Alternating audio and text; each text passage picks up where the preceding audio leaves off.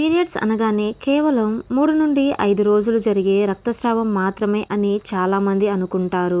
కానీ నిజానికి నెలసరి అనేది మహిళల శరీరంలో 28 నుండి 35 రోజుల పాటు నిరంతరం జరిగే ఒక అద్భుతమైన ప్రక్రియ అని చెప్పాలి. అసలు ఈ మెన్స్ట్రువల్ సైకిల్లో ఏం జరుగుతుంది, హార్మోన్స్ ఎలా మారుతాయి అనేది ఈ వీడియోలో చాలా సింపుల్గా తెలుసుకుందాం. మిస్ చేయకుండా చూడండి. మెన్స్ట్రువల్ సైకిల్లో 4 స్టేజెస్ ఉంటాయి.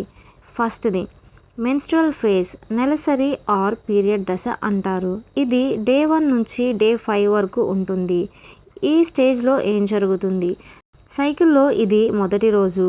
గర్భధారణ జరగకపోతే గర్భాశయంలో ఉన్న పాత పొర, దీనిని ఎండోమెట్రియం అంటారు, రక్త రూపంలో బయటికి వస్తుంది. లక్షణాలు ఈ విధంగా ఉంటాయి. తిమ్మిర్లు, అలసట, నడుము నొప్పి వస్తుంది. ఈ సమయంలో రెస్ట్ తీసుకోవడం, డీహైడ్రేషన్ కాకుండా నీళ్లు ఎక్కువగా తాగుతూ ఉండాలి. Second phase follicular phase. ఇది డే 6 నుంచి డే 13 వరకు ఉంటుంది. ఈ దశలో ఏం జరుగుతుంది? పిట్యూటరీ గ్రంథి FSH హార్మోన్ను విడుదల చేస్తుంది. దీనివల్ల అండాశయంలో ఫాలికల్స్ పెరుగుతాయి మరియు ఈస్ట్రోజన్ హార్మోన్ను పెరుగుతుంది. గర్భాశయం మళ్ళీ కొత్త పొరను నిర్మించుకుంటుంది. లక్షణాలు ఈ విధంగా ఉంటాయి. ఎనర్జీ లెవెల్స్ పెరుగుతాయి, ఇంకా మూడ్ స్వింగ్స్ అనేవి మెరుగ్గా అవుతాయి.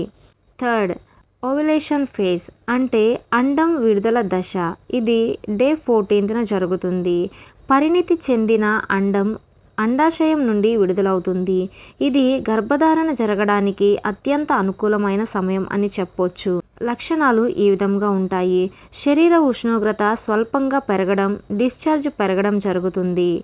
ఫోర్త్ ల్యూటియల్ దశ. ఇది డే 15 నుంచి డే 28 వరకు ఉంటుంది.